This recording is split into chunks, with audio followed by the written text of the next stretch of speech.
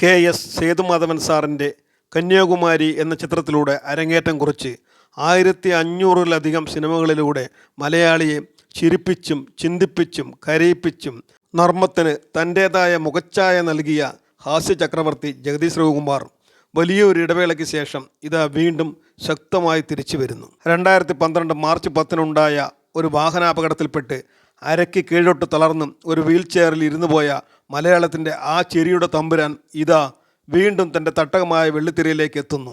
അരുൺ ചന്തു സംവിധാനം ചെയ്യുന്ന വല എന്ന ചിത്രത്തിലൂടെയാണ് ജഗതിയുടെ ഈ മടങ്ങിവരവ്. ഈ ചിത്രത്തിൽ ജഗദീഷ് ശ്രീകുമാർ പ്രൊഫസർ അമ്പിളി എന്ന കഥാപാത്രത്തെയാണ് അവതരിപ്പിക്കുന്നത്. ഗഗനചാരി എന്ന സിനിമയ്ക്ക് ശേഷം അരുൺ ചന്തു ഒരുക്കുന്ന ഈ ചിത്രം ജഗതിയുടെ കരിയറിലെ ഒരു തിരിച്ചുവരവ് തന്നെ ആകുമെന്നാണ് പ്രതീക്ഷ. ഇതുപോലൊരു കഥാപാത്രം ജഗതി മറ്റൊരു സിനിമയിലും ഇതുവരെ ചെയ്തിട്ടില്ല. പ്രശസ്ത ഭൗതിക ശാസ്ത്രജ്ഞൻ സ്റ്റീഫൻ ഹോക്കിങ്സിനെ അനുസ്മരിപ്പിക്കുന്ന രീതിയിൽ ഒരു വീൽ ചെയറിലിരിക്കുന്ന ജഗതിയുടെ കഥാപാത്രത്തിൻ്റെ പോസ്റ്റർ പുറത്തിറങ്ങിക്കഴിഞ്ഞു. ലോകത്തെ തൻ്റെ കൈകളിൽ ഒതുക്കാൻ കഴിവുള്ള ഒരു മാസ്റ്റർ മൈൻഡ് ശാസ്ത്രജ്ഞൻ്റെ റോളിലാണ് ജഗതി ഈ ചിത്രത്തിൽ അഭിനയിക്കുന്നത്. നമ്മുടെ അറിവ് പരിമിതമാണ്, നമുക്കറിയാത്തത് അനന്തവും. അറിവിൻ്റെ കാര്യത്തിൽ ഇന്ന് നാം നിൽക്കുന്നത് ഒരു ചെറുദ്വീപിലാണ്. അതിനു ചുറ്റും അനന്തമായി ഒരു സമുദ്രമുണ്ട്. ഇനി വരുന്ന ഓരോ തലമുറയുടെയും കടമ ഈ ദ്വീപിലേക്ക് കൂടുതൽ കരയെ ചേർക്കുകയും അതുവഴി നമ്മുടെ അറിവിനെ അതിൻ്റെ പൂർണ്ണതയിലേക്ക് നയിക്കുകയും ചെയ്യുക എന്നതുമാണ്.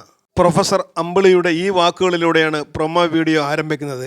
ജഗതിയുടെ ഒറിജിനൽ ശബ്ദം തന്നെയാണ് കേൾക്കാൻ കഴിയുന്നത്. അതിൻ്റെ രഹസ്യമൊന്നും നമുക്കിപ്പോൾ അറിയാൻ തരമില്ല. എന്തായാലും സിനിമ ഇറങ്ങും വരെ വെയിറ്റ് ചെയ്യുക തന്നെ. മലയാളത്തിലെ ആദ്യത്തെ സോംബി ചിത്രമായാണ് വല ഒരുങ്ങുന്നത്. സാധാരണ സോംബി ചിത്രങ്ങളിൽ നിന്ന് വിഭിന്നമായി ഭാവി കാലഘട്ടത്തിൽ നടക്കുന്ന കഥയാണ് വലയുടേത്. നർമ്മത്തിൻ്റെ പശ്ചാത്തലത്തിലാണ് കഥ പറയുന്നത്. ബേസിൽ ജോസഫും വിനീത് ശ്രീനിവാസനും ഈ വീഡിയോയിൽ വന്നു പോകുന്നുണ്ട്. ഗോകുൽ സുരേഷ്, അജു വർഗീസ്, അനാർക്കലി മരക്കാർ എന്നിവരും വല എന്ന ഈ സിനിമയിൽ പ്രധാന വേഷത്തിൽ അഭിനയിക്കുന്നു. ജഗതിക്ക് ശേഷം ഒരുപാട് ഹാസ്യ കലാകാരന്മാർ മലയാള സിനിമയിൽ വന്നുപോയി. പക്ഷേ അവരുടെ പ്രകടനങ്ങളൊന്നും ഈ ചിരിയുടെ തമ്പുരാനോളം വരുമോ? യഥാർത്ഥ നർമ്മത്തിൻ്റെ പൗർണമി വീണ്ടും സ്ക്രീനിൽ വിരിയട്ടെ എന്ന് GPS മീഡിയ ആത്മാർത്ഥമായും ആഗ്രഹിക്കുന്നു.